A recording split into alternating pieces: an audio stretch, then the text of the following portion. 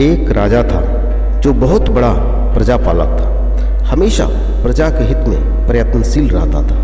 वह इतना कर्मठ था कि अपना सुख ऐश्वर्य सब छोड़कर सारा समय जन कल्याण में ही लगा देता था। यहाँ तक कि जो मोक्ष का साधन है अर्थात भागवत भजन, उसके लिए भी वह समय नहीं निकाल पाता था। एक दिन सुबह राजा वन की तरफ भ्रमण करने के लिए जा रहे थे कि उसे एक देव के दर्शन हुए।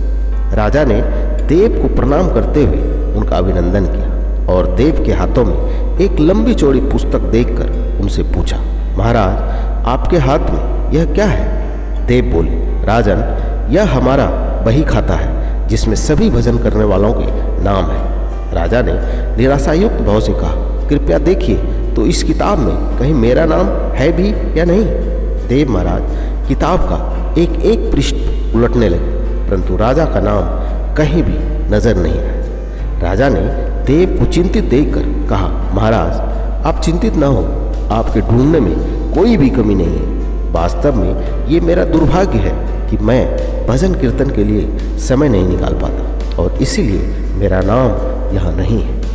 उस दिन राजा के मन में आत्मग्लानि सी उत्पन्न हुई, लेकिन इसके बावजूद भी उन्होंने इसे नज़रअंदाज कर दिया और पुनः परोपकार की भावना के लिए दूसरों की सेवा करने लग गए। कुछ दिन बाद राजा फिर सुबह वन की तरफ टहलने के लिए निकले तो उन्हें वही देव महाराज के दर्शन हुए। इस बार भी उनके हाथ में एक पुस्तक थी। इस पुस्तक के रंग और आकार में बहुत भेद था और यह पहली वाली से काफ़ी छोटी हुई थी। राजा ने फिर उन्हें प्रणाम करते हुए पूछा, महाराज आज कौन सा बही खाता आपके हाथों में लिया हुआ है? देव ने कहा, राजन आज के बही खाते में उन लोगों का नाम लिखा है जो ईश्वर को सबसे अधिक प्रिय है। राजा ने कहा, कितने भाग्यशाली होंगे वे लोग, निश्चित ही वे दिन रात भागवत भजन में लीन रहते हों। क्या इस पुस्तक में कोई मेरे राज्य का भी नागरिक है या नहीं?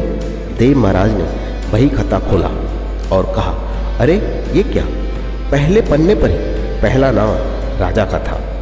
राजा ने आश्चर्यचकित होकर पूछा, महाराज मेरा नाम इसमें कैसे लिखा हुआ है? मैं तो मंदिर भी कभी कभार ही जाता हूँ। देव ने कहा, राजन इसमें आश्चर्य की क्या बात है? जो लोग निष्काम होकर संसार की सेवा करते हैं, जो लोग संसार के उपकार में अपना जीवन अर्पण करते हैं, जो लोग मुक्ति का लोभ भी त्याग कर प्रभु के निर्बल संतानों की सेवा सहायता में अपना योगदान देते हैं, उन त्यागी महापुरुषों का भजन स्वयं ईश्वर करता है।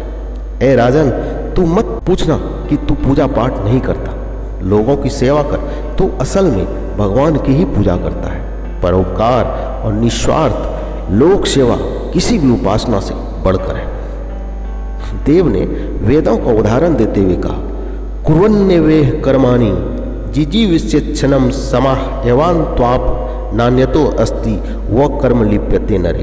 अर्थात कर्म करते हुए 100 वर्ष जीने की इच्छा करो तो कर्म बंधन में लिप्त हो जाओगे। राजन भगवान दीन दयालु हैं, उन्हें खुशामत नहीं भाती बल्कि आचरण भाता है। सच्ची भक्ति तो यही है कि परोपकार करो, दीन दुखियों का हित साधन करो, यही परम भक्ति है।